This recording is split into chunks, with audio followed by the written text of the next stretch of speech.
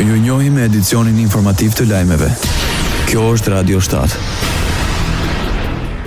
Dështoi dhe përpjekja e 30 për konstituimin e Kuvendit Kosovës, 4 muaj pas mbajtjes së zgjedhjeve parlamentare të nëntshkurtit partit, ende nuk kanë arritur dot një marrëveshje për kreun e ri të legjislativit. Edhe këtë herë deputetët u mblodhën shkurtimisht të mërkurën dhe nuk gjetën një zgjidhje për zhbllokimin e ngërçit.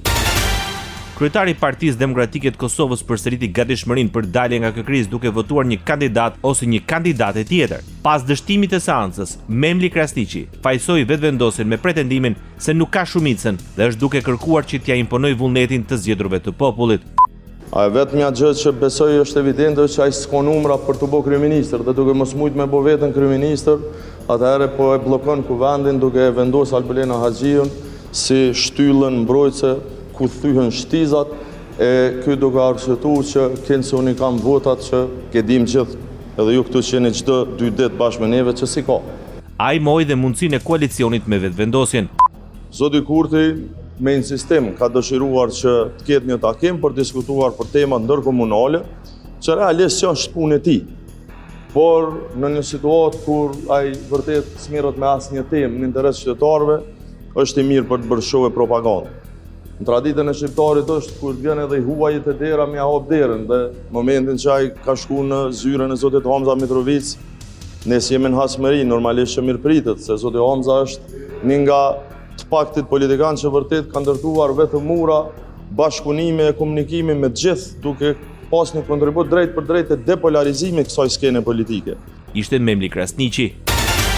Deputeti Armend Zemaj në emër LDK-s tha se mbështet vetëm propozimin për qeveri kalimtare. Ai paralajmëroi se së shpejti do të dalin me propozime konkrete. Kosova nuk e ka luksin e stërзgjatjes së këtij procesi, nuk e ka luksin e shkurës së shpesht në zgjedhje, po edhe zgjedhjet nganjëherë janë zgjidhje. Përgjegjësia e madhe ta quaj politike dhe morale mbi lëvizjen vetëvendosje, e cila as nuk dëshiron që të gjejë një zgjidhje, as nuk ofron një zgjidhje, por me kryenësinë politike vazhdoi të mbajë peng institucionet e Republikës së Kosovës. Nga LDK reagoi dhe Johana Lushaku Sadriu. Ajo premtoi se kjo forcë do të shpalos një plan prej 15 pikash ku do të elaborohen pika të këtij plani qeverisës.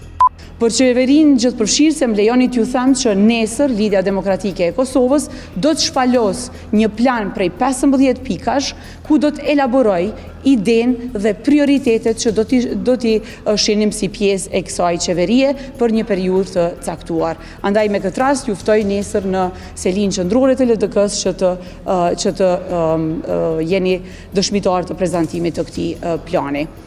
Ky ka qenë propozimi jonë si rrugdalje nga kjo krizë, por ndryshe ne nuk po shohim që partitë e tjera kanë një propozim tjetër. Në emër të vetëvendosjes, deputeti Armend Muja akuzoi deputetët e partive të tjera se janë duke bllokuar konstituimin e Kuvendit, ndërsa nuk munguan dhe komentet për një koalicion të mundshëm me Partinë Demokratike të Kosovës. Për këtë arsye, konstituimi i Kuvendit është përgjegjësi e gjitha forcave politike.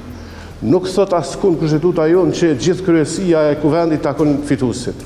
Se po t'ishte ashtu do të përfundoj, po nuk është ashtu. Madje sikur ne të fitojmë 90% të votave, kushtetuta e Kosovës është e ftoftë, do t'i kene vetëm 2 përfaqësues. Prapë të tjerët vinë nga partitë opozitare. Sepse kjo është rregullimi jon kushtetues. Për atë arsye, ju ta kuptoni drejt edhe ju them me përgjegjësi plot të gjithë qytetarët të Kosovës. Nuk është çështja tek një kandidat i përveçëm. Çështja dhe thelbi i gjithë kësaj katrahure është përpjekja për ta bllokuar formimin e qeverisë Kurtit 3 dhe në vetvete për ta mohuar vullnetin politik të manifestuar me orë shkurt. Ndoqët lajmet shkurt në Radio 7, zëri pozitiv i qytetit.